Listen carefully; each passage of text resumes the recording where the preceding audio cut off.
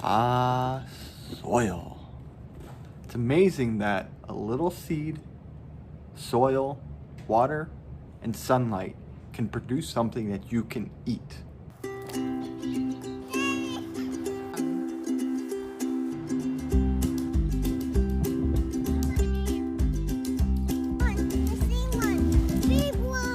In this video, we're going to talk about soil.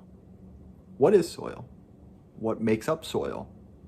What are certain things that will affect my soil? Hey, one other thing, if you're new here or have been here before, but you haven't already followed us, I'd ask that you consider to. It's going to be right there on the top of our page. Also, if you could please like and share this page. For plants to grow, soil has to be at the right condition. Typically, you don't have to do too much to your soil. Sometimes though, you do have to do something. When testing our garden, we have to look at phosphorus, potash, nitrogen, and acidic, or our pH level. You're gonna need to buy a testing kit to get an accurate reading of these.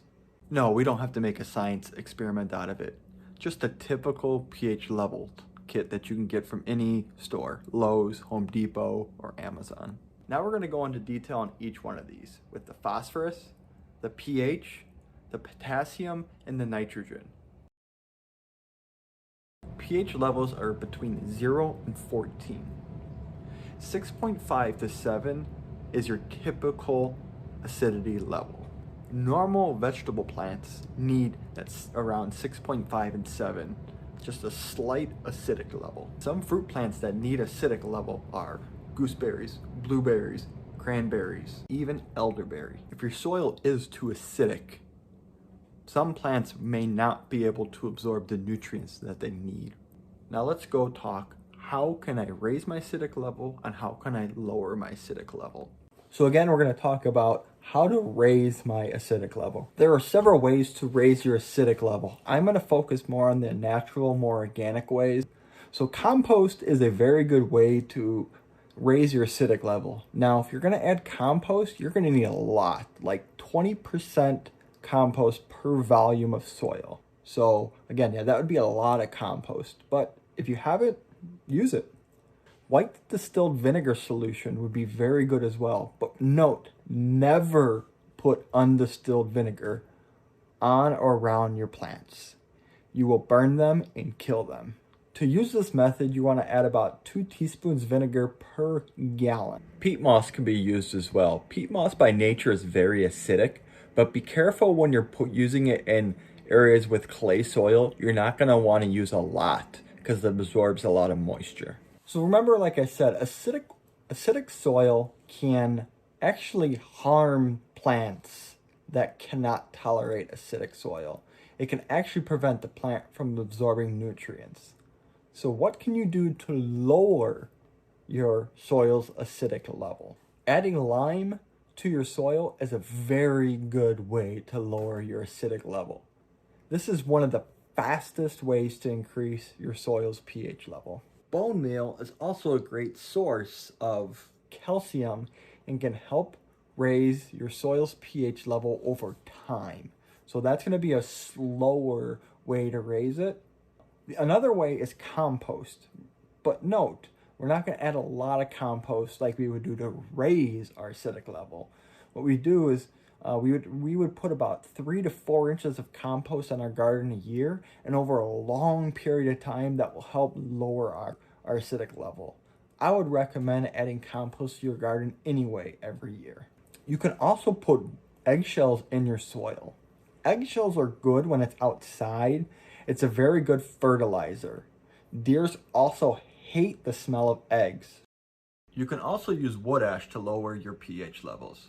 Now let's talk about wood ash. So you just got done with a great fire. You had marshmallows, you had great company over. What if I told you your garden will love your fire too? So wood ash, what do you do with your wood ash after you're done with your fire? Did you know your garden can benefit from it a lot? Wood ash, also known as potash, is full of potassium.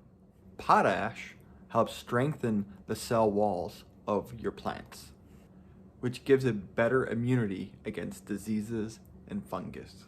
It makes your fruits and vegetables taste a lot better by improving the nutrients and flow of water and sugar. It also helps your plants flower more, and more flowers means more yield and more food for you to eat. Wood ash, I would say, is another really good way to improve your overall soil's pH level. Note, do not use treated wood or black walnut at all. That is generally very toxic to plants. Another really good benefit of using wood ash is that it helps keep away slugs and snails. It's a natural repellent. We'll talk more about that in our pest control episode that I have coming up soon. One thing that's really important about potash is you do not want to apply it if your pH level is higher than a 7.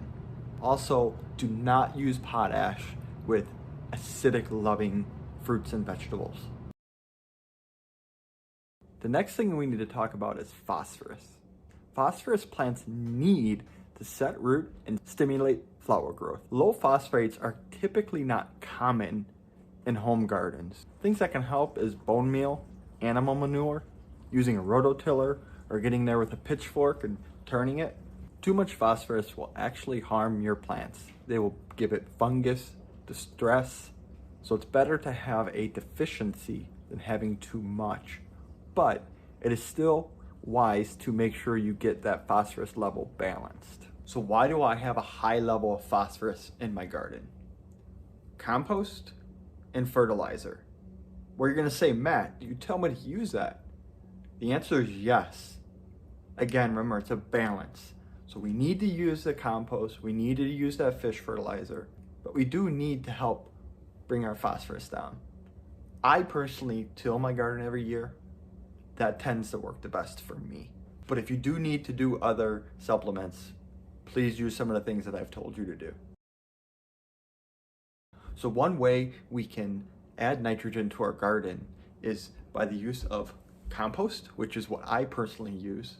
You can use fish fertilizer. I use that as well as a supplement as needed. Now, I've talked a lot about compost. What is compost? I have a video on that. I'll put the link down below. Check it out.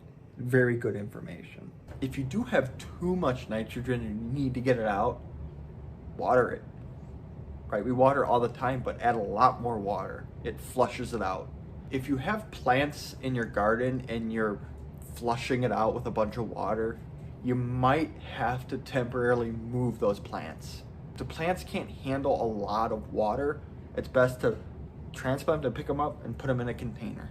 You could also use low nitrogen mulch or sawdust in your soil to pull that nitrogen out.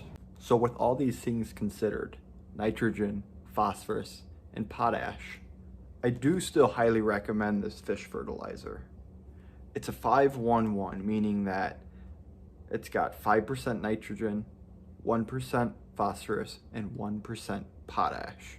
Most fertilizers will contain nitrogen, phosphorus, and potassium. It should be NPP, but they call it NPK. I guess that periodic table comes into play for the letter K. I don't know. Hey, thank you for watching my video today. If you're new here today, I'd ask that you consider following my page right above right there. If you've already seen my videos and not have already, I'd ask that you follow as well. Hey, Matt the Garden Guy here again. I hope you really enjoyed this video. If you did, please give it a thumbs up and a share. And until next time, keep growing.